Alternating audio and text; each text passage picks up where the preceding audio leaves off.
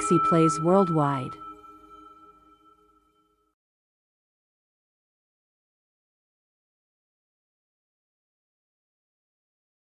If this capsule history of our progress teaches us anything, it is that man in his quest for knowledge and progress is determined and cannot be deterred. The exploration of space will go ahead, whether we join in it or not. And it is one of the great adventures of all time. And no nation which expects to be the leader of other nations can expect to stay behind in this race for space.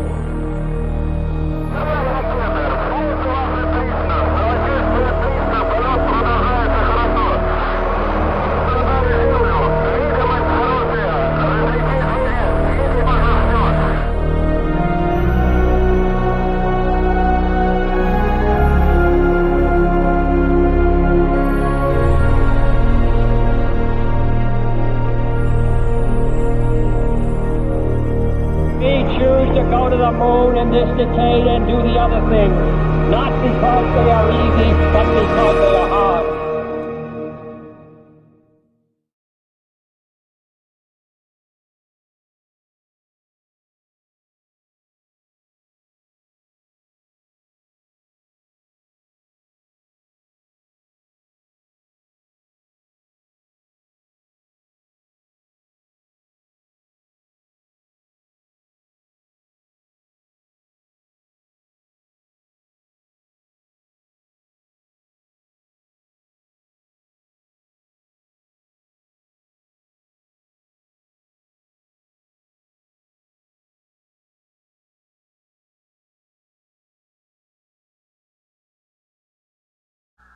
Sixxie, welcome to Project Mercury.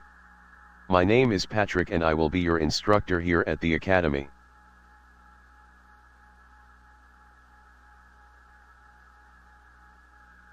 You are currently sitting inside the Mercury space capsule on top of the Mercury Redstone Launch Vehicle, LV. The LV is what will take the space capsule into space. To look around, hold the scroll wheel on the mouse while moving it around. If you reassign the controls, use your configuration. You can also move the camera using the arrow keys. Try this now.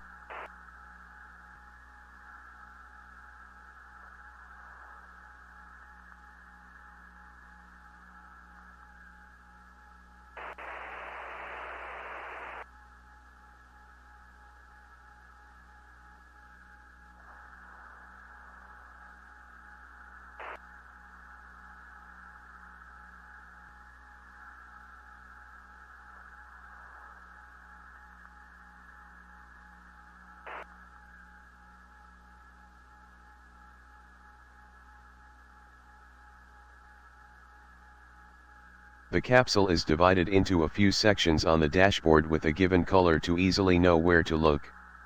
The left side of the panel has the majority of the fuses, the autopilot, the attitude controls, and the sequencer.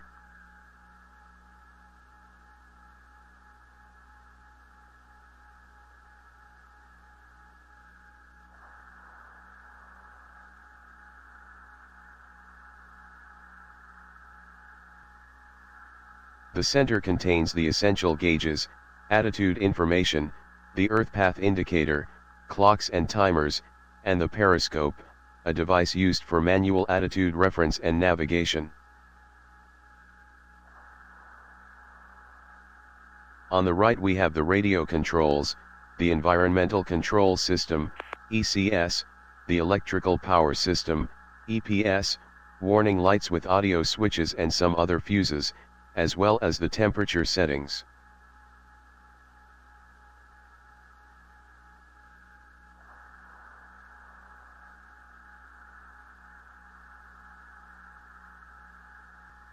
The ECS works in two separate circuits, one for the pressure suit and one for the pressurized cabin.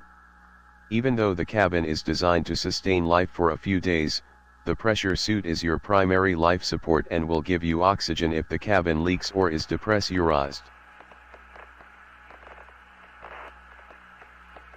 Therefore, it is vital to have a pressure suit that can provide air, keep your body cool, and provide air circulation and odor removal.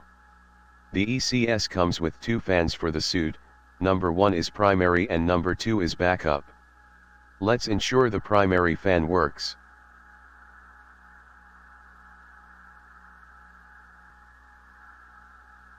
Press F7 to move the camera to the right panels and locate the fans switch. Norm will control the fans automatically. You can force what fan to use by setting the fan switch to number 1 or number 2, set it to number 1 now.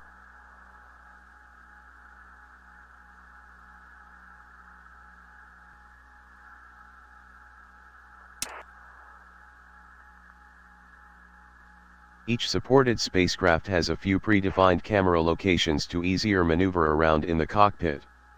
These are accessed by the view selector. Press V to toggle it, or by using the view select hotkeys for the cockpit F5, F6.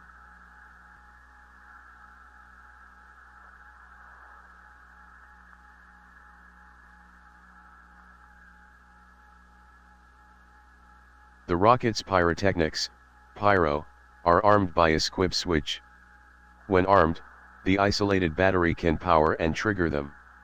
Arming the squibs are required to jettison and separate parts of the rocket. Arm the squib now.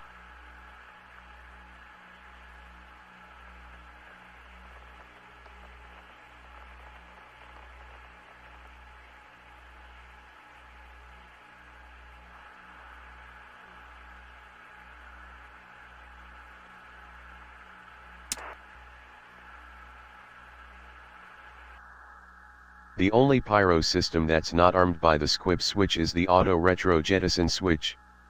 It's very sad to accidentally jettison the retro engines, as they are required to get you back down to Earth. Extra security was added. Arm the auto retro jet switch too. This should be on during ascent and after retro burn. The capsule comes with 3 series of batteries. The main batteries, the standby batteries and the isolated battery. The squibs are connected to the isolated battery. Let's ensure the isolated battery is working by checking that the voltage is over 28. Rotate the DC selector to ISO and read the volts on the voltmeter.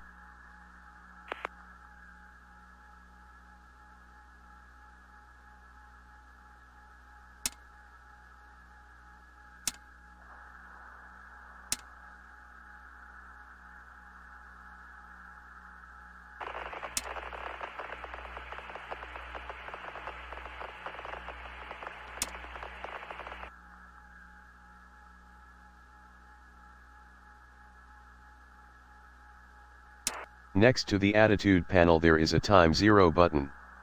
This button is protected. Left-clicking once will remove the protection. Right-clicking will set the protection back on.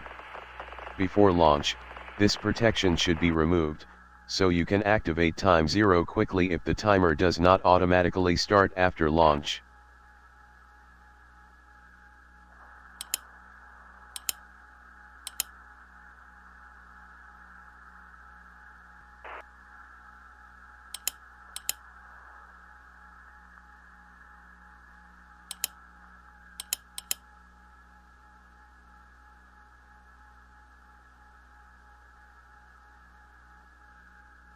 There are multiple buttons similar to the time 0 button.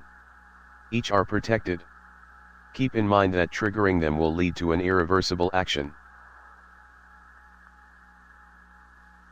Press F7 for radio view. The next system we will check is the radio communication system. It has 2 modes, UHF, ultra high frequency, and HF, high frequency. The primary communication system is UHF.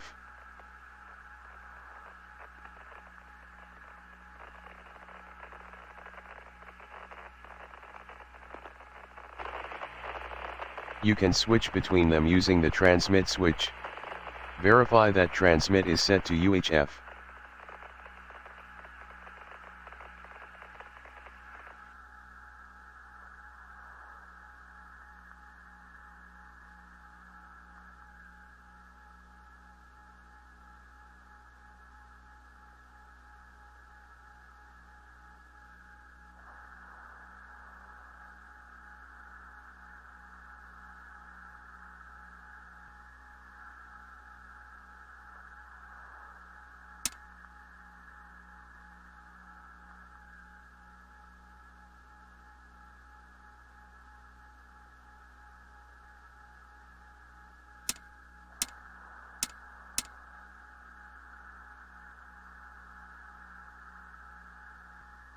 The capsule is equipped with 2 UHF systems. They are identical except the primary high-powered one is using a booster to amplify the signal, it goes longer, versus the low-powered one. Set UHF select to high PWR.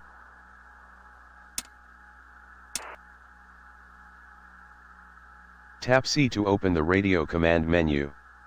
This menu is used to send messages to ground. The menu is visible just below the dark green radio control panel, those large circular buttons. Click radio check and wait for a response from ground.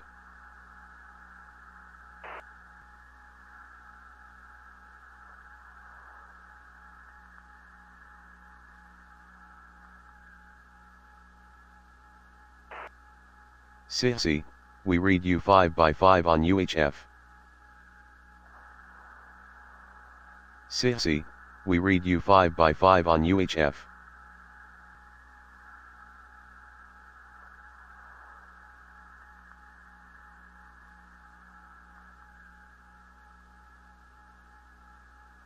Let's also try the low-powered UHF system. Set UHF select to low PWR.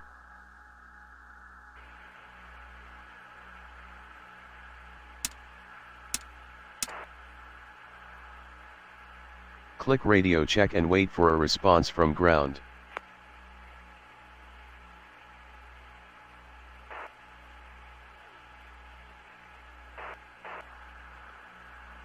Sixxie, we read you 5x5 on UHF. UHF will not always be available. During atmospheric entry, we will jettison the antenna, so we will need to use HF switch the radio to HF to ensure it works.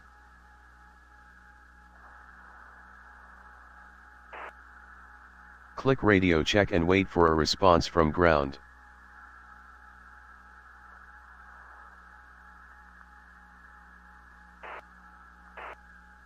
Sixxie, we read you 5x5 on UHF.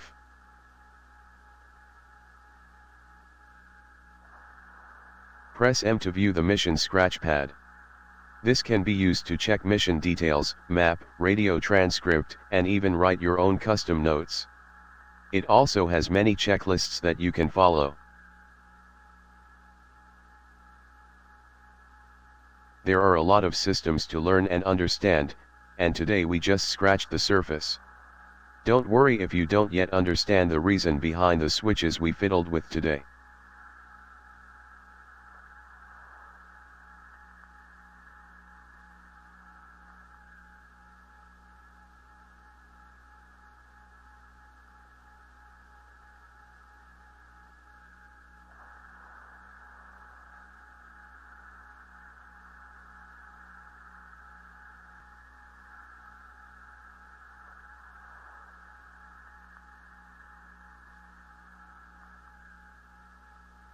Good job, I will get some coffee, so let's end the lesson here. Press ESC and click on End to stop the mission and return to the main menu. Mission complete.